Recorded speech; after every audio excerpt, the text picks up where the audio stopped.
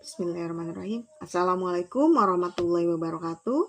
Hai, jumpa lagi dengan saya Priasti Widiani, mahasiswi semester 3 Program Studi Magister Pendidikan Dasar Universitas Terbuka.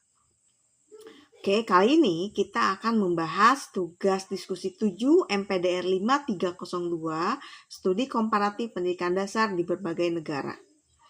Nah, untuk kali ini kita akan menganalisis artikel yang berkaitan atau yang relevan dengan isu bias gender dalam pendidikan sains di Indonesia. Oke, saya sudah menemukan beberapa artikel yang menarik untuk saya telaah, ya, yang relevan dengan isu bias gender dalam pendidikan sains di Indonesia. Salah satu artikel yang menarik untuk saya telaah adalah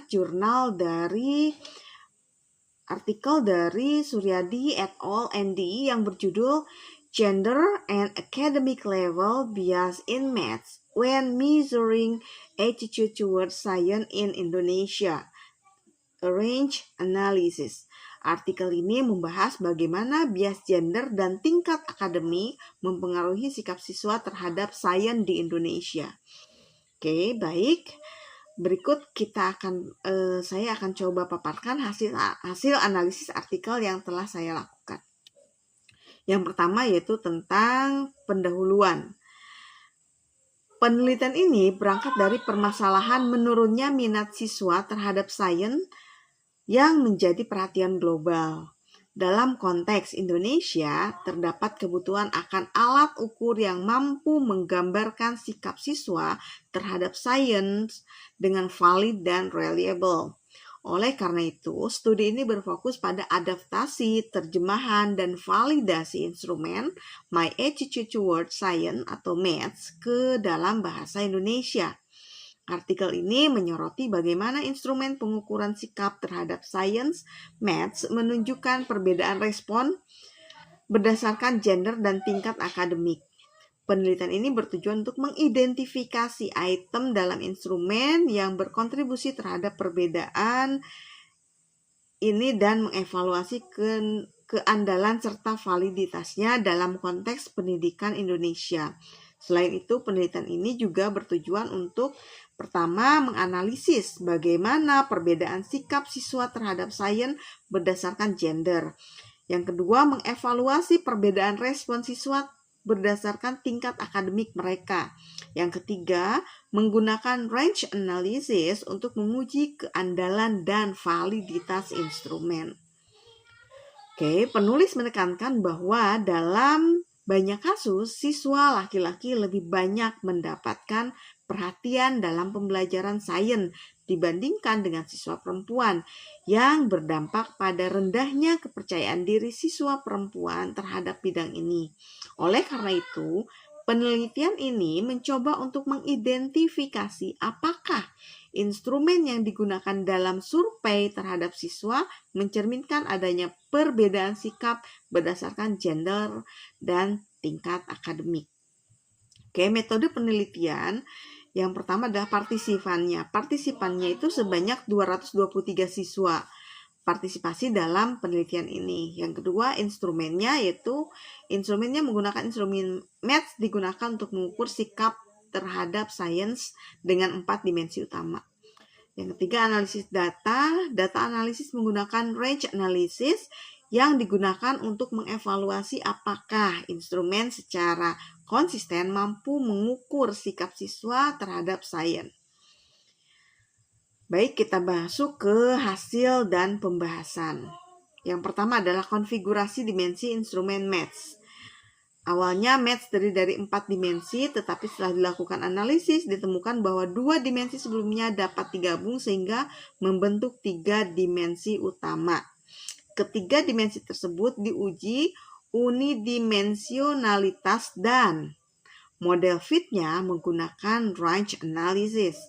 Reliabilitas instrumen secara umum cukup baik, tetapi dimensi ekspektasi dan persepsi terhadap ilmuwan memiliki reliabilitas yang rendah, yang berarti bahwa instrumen ini kurang mampu membedakan siswa dengan sikap positif negatif terhadap ilmuwan.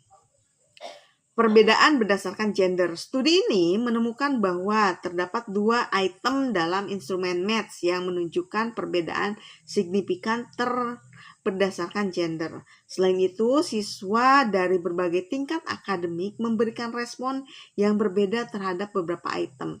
Penelitian ini merekomendasikan penyederhanaan skala yang digunakan untuk menilai ekspektasi dan persepsi terhadap sains agar lebih akurat dalam menggambarkan sikap siswa.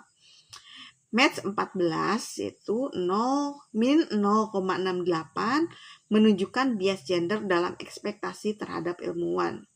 Maths 21 yaitu min 0,75 menunjukkan perbedaan dalam cara laki-laki dan perempuan melihat sains sebagai bidang studi. Penemuan ini menunjukkan bahwa terdapat persepsi yang berbeda antara siswa laki-laki dan perempuan terhadap sains, yang bisa jadi dipengaruhi oleh lingkungan belajar dan budaya. Perbedaan berdasarkan tingkat akademik, siswa dari berbagai tingkat akademik memberikan respon yang berbeda terhadap beberapa item dalam maths. Hal ini menunjukkan bahwa sikap terhadap sains berkembang seiring dengan jenjang pendidikan, sehingga pendekatan dalam pengajaran sains perlu disesuaikan dengan tahapan perkembangan siswa.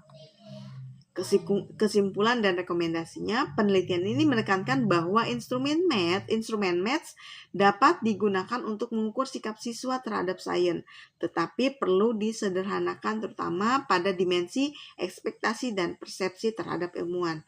Selain itu, terdapat bias gender dalam beberapa item yang menunjukkan bahwa faktor sosial dan pendidikan berkontribusi terhadap perbedaan sikap siswa terhadap sains.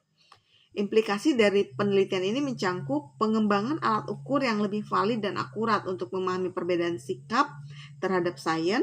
Yang kedua, intervensi pendidikan yang lebih inklusif untuk mengurangi kesenjangan gender dalam pembelajaran sains. Oke, kajian lebih lanjut tentang bagaimana maskulinitas dan persepsi terhadap ilmuwan senior berpengaruh terhadap motivasi siswa. Demikian pemaparan saya.